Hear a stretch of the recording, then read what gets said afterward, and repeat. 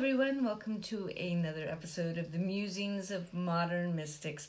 My name is Lorelei Hewitt. And I'm John Davis. And today we are talking about the karmic responsibility that light workers have in what they're doing. It's not just the responsibility, but it's the response time. What I mean by that... Give an example. Well, I'll give an example, but I also want to explain what I'm talking about. Is that when people have good karma, when people have a lot of light, what they do bounces back to them more quickly. When you think about somebody who works with light, somebody who... That's what we call a light worker, whether you meditate, whether you're a healer, whether you're... an inspirational speaker, but somebody that is bringing in intentionally a tremendous amount of light, changing themselves, evolving. They work with that. When you think about someone, when you think about something, you're actually thinking about them with more power, with more energy than somebody that does not work with light, somebody that doesn't do those things. So your thoughts are louder than people's thoughts that don't work with light. Your actions have a greater impact on a person because it's bigger. It's like when somebody that weighs 300 pounds sits on you, or somebody that weighs 30 pounds sits on you, it's a different impact, right?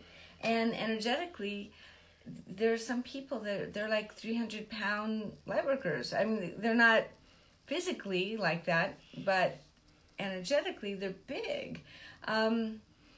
You can see the light around people that work with light. You can see their auras for if somebody has the gift that allows them to see auras, but also if you have a camera, an aura camera, or an orb camera, a camera that does not it doesn't filter out the red UV light. Is it UV light? Anyway, it's those lower ranges. The old-fashioned digital cameras that were not as good as the ones that are now. They actually can capture pictures of orbs, and you'll see beings, orbs, lights, when you call them in, if you're inviting spirits to come in. It's really cool. You can see there's nobody there, there's no orbs there, and then you do this work, and then suddenly all these orbs show up. And there are orbs that are very bright and big, and some that are very small and bright, and then there's some that are very big, but they're not very bright. I think that the way humans work is when we're not tethered to a human body, our souls actually go into a ball of light. It's a very real thing. We really are made of light, and we go from lifetime to lifetime with this light as our disembodied awareness, I guess you could say. So, that is a background. That is a premise for what we're going to be talking about. And the Tibetan traditions talk about when a person has really good karma, that the light, the energy, the consequences for their actions come back really fast. So when they put out a lot of really good, wonderful intentions, good things, lots of wonderful things come back to them. If they put out a lot of cranky stuff, if they put out a lot of weird things, weird cranky stuff bounces back to them quickly. And if you curse someone, if you get really angry at somebody, I just want you to remember, as a healer, if you have the ability to shift a person's energy from being blocked to being open, you're running a lot of energy. You have a responsibility with your thoughts, with your feelings, with your emotions, with your intentions. You don't have the luxury of indulging in self-pity or anger towards another person for a long period of time, because you will get sick faster than somebody who doesn't have that much energy flowing through them. And not only will you get sick faster, but you will get sick much more intensely. It really requires us to tread this path of compassion and anyway, there's no and there to that. I feel like, John, I want to stop there. I've kind of gone on a little for a while. Do you have any thoughts about this? I have stories that I can go on about this thing too, but one of the things I know that is occurring to me actually is a light worker too, is when you pick up energetic weirdnesses from people that you're working on, those can also create sort of a weird kickback. And have you ever experienced that? Like if you're working on somebody, or you work on a lot of people. I mean, you work more as a healer than just about any other healer I know. I mean, you're a hands-on healer that gets their hands dirty, so to speak, in a way that other healers don't. You will deal with emotional intensity and releases that can leave another person feeling quite almost assaulted. So how do you cleanse yourself? And when you don't cleanse yourself, have you ever noticed a karmic kickback? Like, have you ever felt like your day gets really off kilter because you have not been able to reset your energy or your aura? So can you tell us about that? Sure. I have all the experiences that you just talked about, and that's why at the end of the day and even during the day, cleaning up whatever I was attached to, because there's a certain level of attachment. You want to be helpful. They come in with some presenting problem. You hear other things that are all part of that problem, and you begin to see in their body how they are grounding, in order to create safety, the energy of that problem. And you want to be able to release it at the body level, at the emotional level, and at the sort of astral, psychic, spiritual level. And you have to see how each of these things in their various octave phases are stuck energetically in a kind of vortex that is of their own making. Now, we all say that you create your own reality, but it's very difficult to say something like that when the person feels like assaulted and in pain. But when I am working with someone and I pick up that energy, as sometimes I have to also get rid of it pretty quickly, because it isn't me. But it is part of who they thought they were, and it is part of how they've organized themselves. So yes, you have to, if you're in the light working business, you have to keep yourself as clear as possible. What are the things that could be attached, which is certain pains that are related to pains that you've had in your history, certain kinds of relationship squabbles that you've had in your history, certain kinds of attractions or lack of attractions that you have had in your history. All of these things can produce a energy that you can get, you can feel hooked by or stuck on. And so then you learn how to deal with those things yourself, so that you're clean at the end of the day, or in between sessions, that you don't carry the last session into the next session, into the next session, into the next session, because then you have to put all of this energy aside. And then at the end of the day, it becomes much more difficult to find it again and clear it. It stays in there. So you might have a bad dream, or you might wake up at 2 or 3 in the morning and not be able to get back to sleep, because you've, like, so to speak, swallowed a lot of this stuff. Or as Gurdjieff, my Sufi friend, used to say, if you don't deal with it when it comes up, then the dog buries the bone deeper, and then it's harder to find. So I will look at that, and I would say, okay, so those are those things. Now, in terms of what you were talking about in the beginning about being in the flow, part of anything that is psychic and somatic at the same time is about having a person be wide awake and totally relaxed at the same time. Yeah. And that is now and alive. And so we look for, how do we get to now and alive and feel comfortable and relaxed? But sometimes when you're in that flow and all of a sudden somebody says something hateful or nasty and you just want to go, because you remember in yourself, if you're conscious, you remember a time when you were victimized, when you didn't have any answers to anything. You go back to that and you say in a subtle way, it'll never happen to me again. And all of a sudden you've blocked yourself. And so what you've done is harden off a kind of etheric astral membrane that turns into a mirror.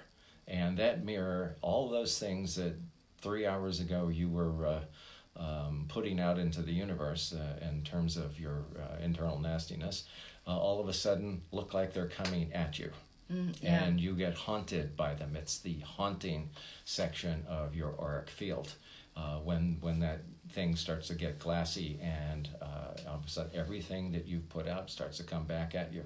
Well, that works in the positive way that you were talking about too, which is when you're in the flow, then those things just move right on through, and everything that you want or that you need or that is part of what would be a blessing in your life begins to flow to you.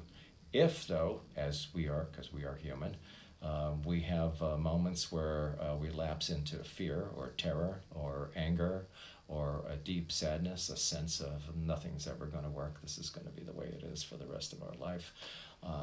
Then once that stops, all of a sudden the flow stops and that mirror thing shows up, and pretty soon all of that stuff is bouncing in. So you do have a bad time. Things don't go right. You are missing a few screws someplace. You are scattered all over the universe.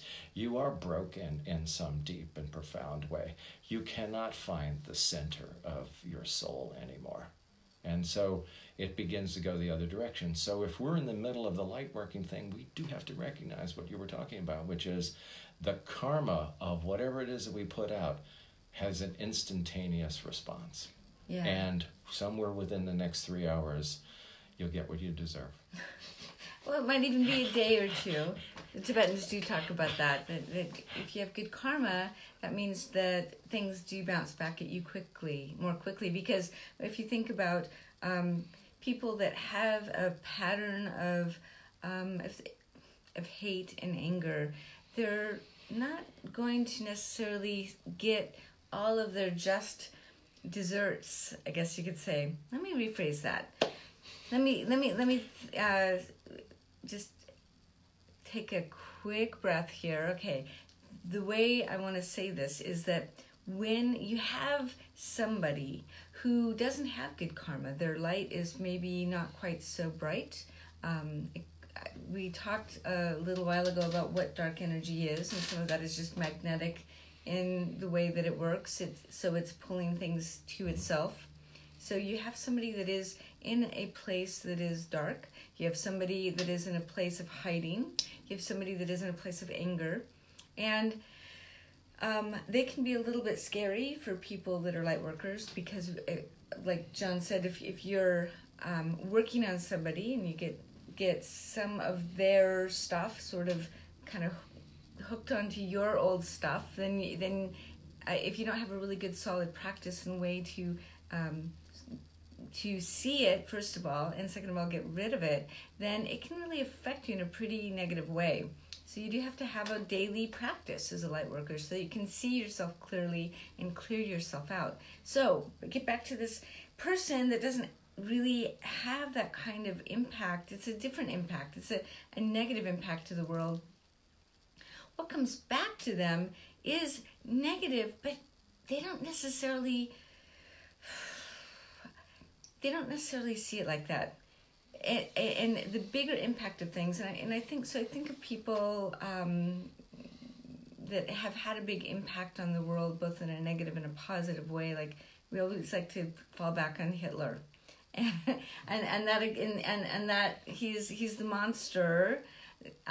He's just a human being, but the monster that we like to use as an example of, well, what in that extreme case of hate and murder, what happens to somebody like that? So he may not get that all his karmic stuff right away. It can come back maybe in many lifetimes, not just one, but his next lifetime, in between lifetimes, stuff will come back to him in a way that can be really frustrating and really hard to see and really hard to clear. We're eternal beings, and things don't always come back right away. Part of that is determined by the people who have felt wronged by that person. Part of that karma is the echo, the mirror that you were talking about, John. It comes back from another person. So here I am a person who, I had a client the other day, and that's why this talk was really something that I wanted to bring up, because she is somebody that I would call a light worker. She's somebody that meditates a lot, works with spirits, cleanses things. She likes to stay in the light. Her brother also, he's a Reiki healer, and he has a lot of really profound, beautiful experiences to fall back on. But he's in the middle of a really bad divorce, and this divorce has caused him a lot of suffering. And his sister is feeling defensive of her brother and has fallen into a state of rage towards her sister-in-law, and is talking to me, wondering, why is her life falling apart? Like, the money's evaporating. Is she being cursed? Is her health is deteriorated? And I said, people like us, we can't afford the luxury of hating another person anymore. We can't afford the luxury of the indulgent, I want to get at them. It's not our path, and if we fall down that path, we end up being, I like to think that maybe that's where the stereotypical, the witch with the green nose and the warts and everything comes from, because you can become somebody who actually looks ugly because the energy that you're putting out is ugly, and there's a lot of power to that, because those toxic energies will make people's gums bleed. It causes inflammation. It causes all kinds of really challenging problems. Now, granted, food will do that to you as well, but it can be a pretty black and white thing. So basically, we curse ourselves in ways that I don't think we're always really willing or able to accept responsibility for. Because when somebody does something really awful to you, or somebody that you love, and you're asked, like in the Christian tradition, to turn the other cheek, I don't know that turning the other cheek is the right thing to do, but I can tell you what I do. And that is, there are some people that I just I can't bless. Like when I was getting divorced, I was so angry at my ex-husband for a while. Divorce is hard. It can bring out the very worst in us. And I was getting sick from the anger that I was expressing towards my ex-husband. And so in that illness, I thought, I can't go on with this. So I sat down and I said, okay, I can't bless him, because if I love somebody or I hate somebody, there's an open connection there that we have to that person. And there's some people that we don't want to be connected to. It's not safe temporarily or forever.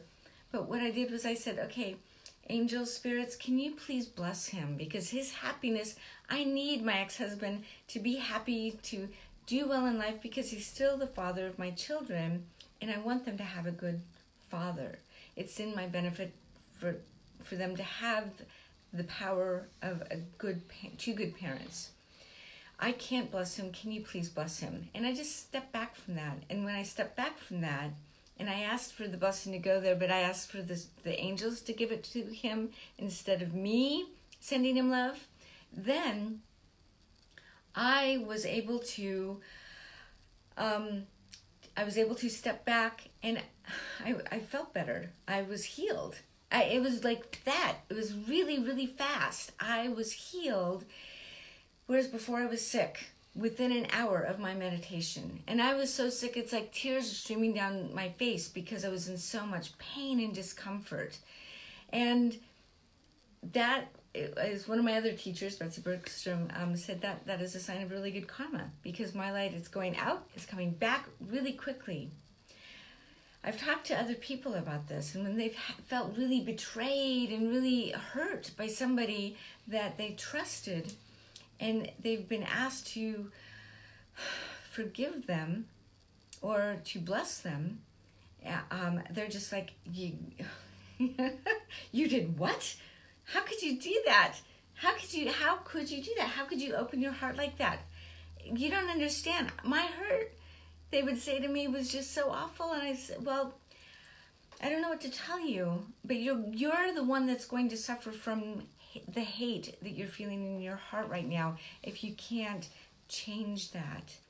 So again, what I'll recommend to people is, if there's somebody that's betrayed you, to ask the angels to send them blessings. You don't need to do it, but you need to be neutral as possible with that person, because that's the only way that you really dissolve karmic ties, is if there's no hate, there's no love. It's just this like angelic neutrality where you can look at someone and go, that's an interesting choice.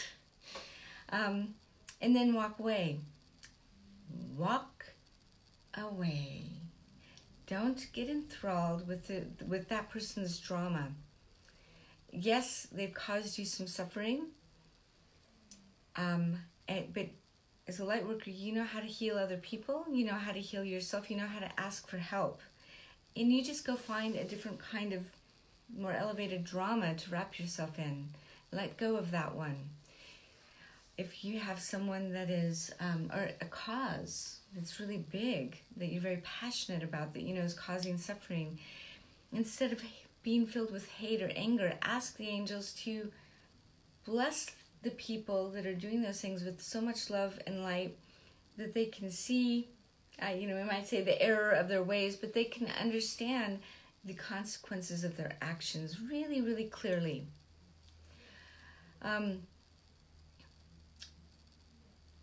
I guess, as far as the karmic kickback, that's pretty much all I have to say around that. Mm-hmm. John, do you have anything else to add to that? I would just add, besides asking angels to intercede on your behalf, in terms of your personal work, that when you're angry, you don't have to stop the anger. Anger doesn't. Yeah. Anger has to be re-upped every 25 minutes in order for it to be salient during the day. So therefore, it has a high and it has a low.